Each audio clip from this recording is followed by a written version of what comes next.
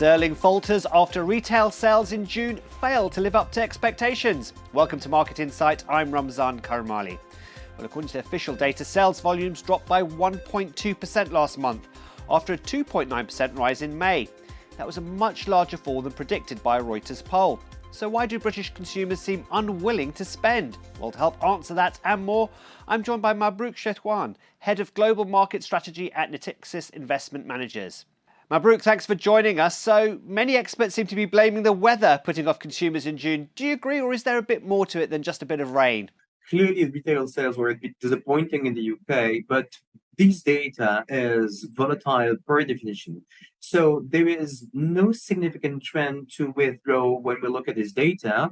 So we cannot say this is a very bad news or very good news. So we need to wait more information. Confidence data were a bit disappointing, but when you look at the trend, it is quite positive actually. So I'm not concerned about the UK economy because there is the UK economy is showing signals of kind of recovering. So definitely this number has to be is not reflecting a negative trend. In my opinion, this is volatility and this is quite normal when we look at this data.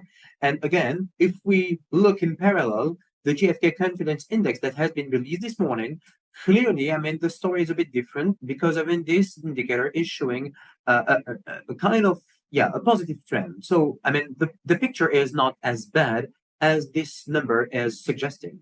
From what you've just said, though, I'm guessing you don't think this particular data will impact the Bank of England's decision next month, then?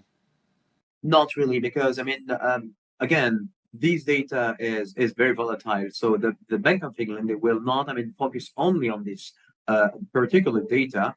Clearly, they will take into account a large panel of data, and of course, inflation will stay the key indicator that they will continue to monitor. In particular, inflation coming from the labor market, wage increase, wage growth. We have seen, since the beginning of the year, a kind of a significant increase in this wage growth. There are some signals that are showing that this increase has started to decelerate somehow, and clearly this is maybe the right moment for the BOE not to lower their interest rates, but to signal that they are ready to do it.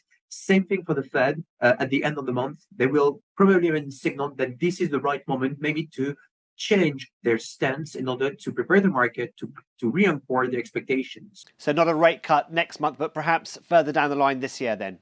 Yes, we do expect the first rate cut for the Fed and for the BOE, of course, in September, which is actually the right moment and the best moment for the two central banks to move and to not signaling that they're easing monetary conditions, but they are saying, okay, we are pragmatic. We are our job is to smooth the business cycle. We are seeing good progress on the inflation front, and clearly now this is the right moment to deliver the first rate cut. Doesn't mean that the monetary policy and the monetary conditions will clearly continue to lower and to be more accommodative. They will remain restrictive, of course, but at some point, central banks, they have to react and they have to take into account the reality of the situation. Inflation is bad. Inflation has declined, and the business cycle needs now a rate cut, definitely. Well, let's turn to Europe now. And on Thursday, the ECB kept rates unchanged. But what did you make of Christine Lagarde's comments about a decision over a September cut being, as she put it, wide open?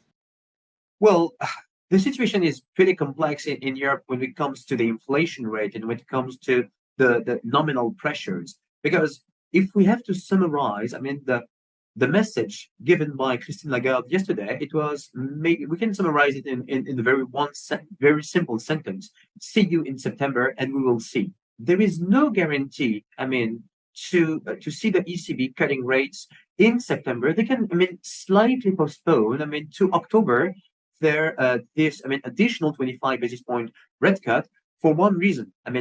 When we look at the PPI, for example, released this morning in Germany, they have increased. And when you look at the trend of this PPI index, they have continuously increased over the past 6 months. So inflation pressures, they have not even disappeared. And Christine Lagarde said clearly that the wage pressure are still there, which is a key parameter now for the monetary policies all over the places, all over the world, Fed, BOE, and ECB. And now I think they said, Christine Lagarde has insisted on the fact that clearly that we will see more data incoming during this summer, and they will make their decision.